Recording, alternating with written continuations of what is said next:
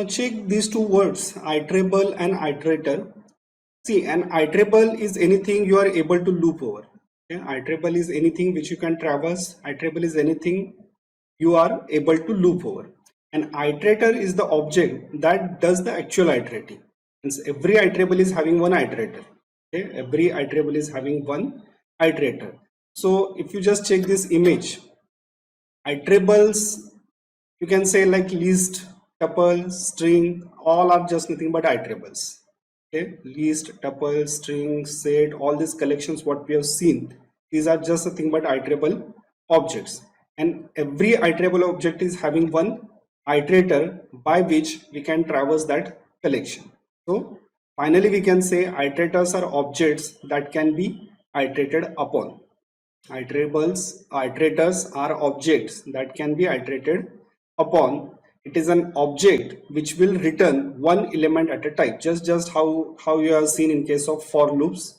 Okay, see here two methods mentioned in this particular image, one is iter and one is next. These are the two most important methods when you come to iterators. Every iterable object, okay, see every iterable object is having one method iter which returns iterator object. Once again I am repeating, every iterable object is having one method iter which returns iterator object, and every iterator object is having one method next which returns you next element from collection. Okay, so by using these two methods iter and next, we can traverse through any iterable object here. Okay, so here see so one tuple is there, okay, which contains 3 strings.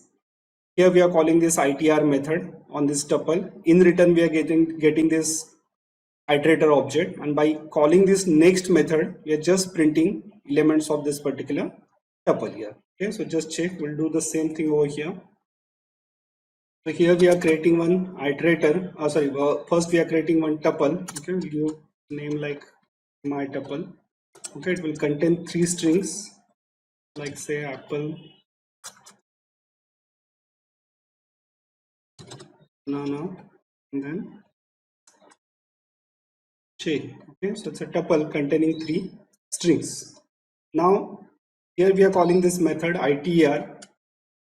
Okay, and to this method we are passing this iterable object. It's nothing but a tuple, and in return you will get one iterator object here.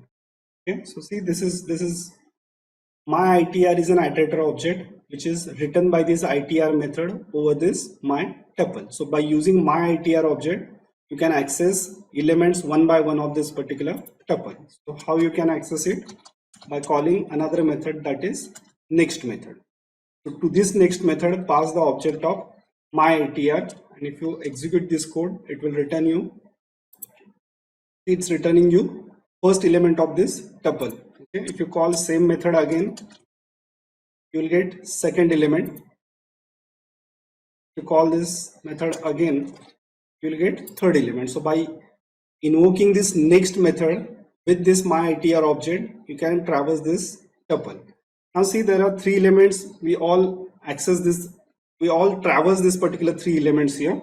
Now suppose if you try to call this method again, what happens? You are getting one exception, that is stop iteration. Okay, so you are getting one exception for calling this next method after completion of this after visiting all the elements of this collection. If you try to call this next method you are getting exception here.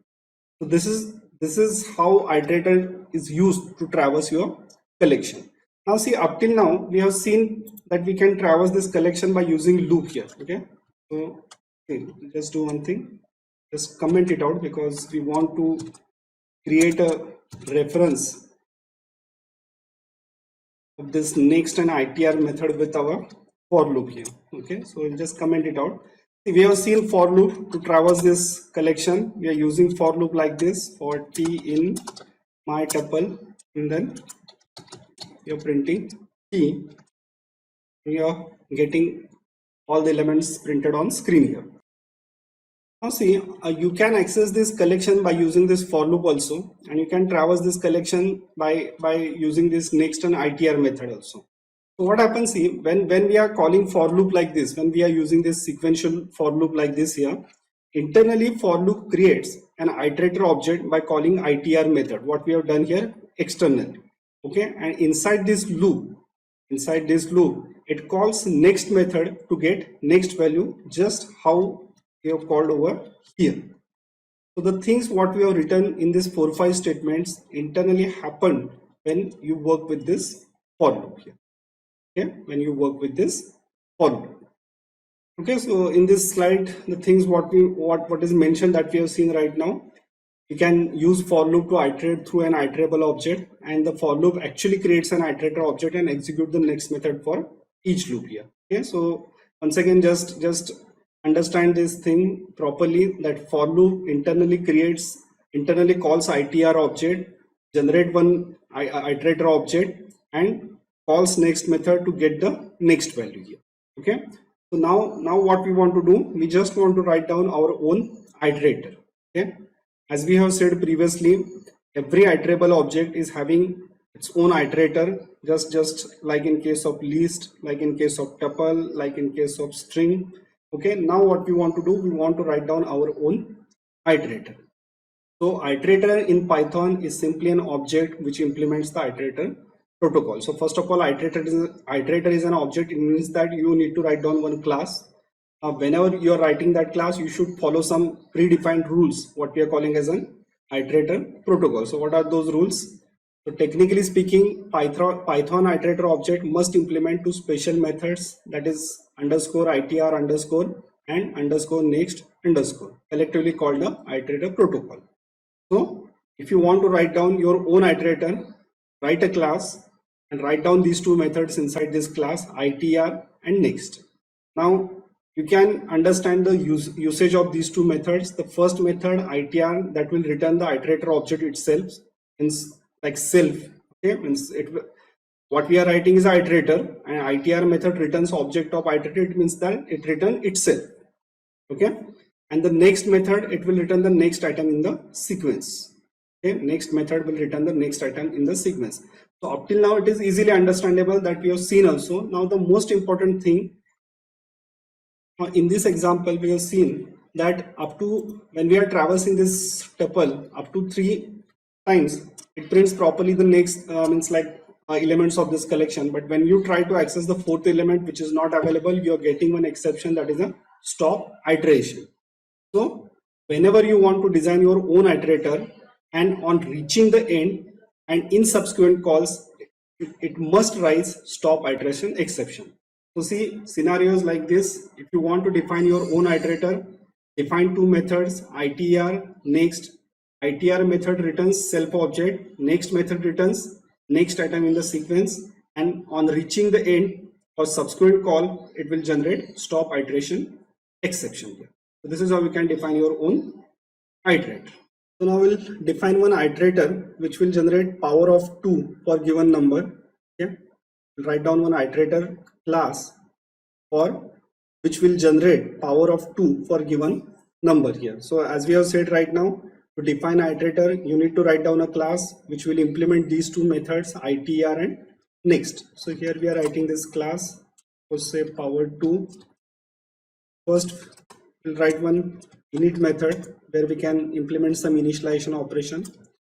So we're just going with one attribute n, which is acting like a counter, and then another attribute max, okay, which will define limit of your sequence that we're initializing through constructor. Initial value, default value, we are keeping it as a 0. So init method for some initialization block.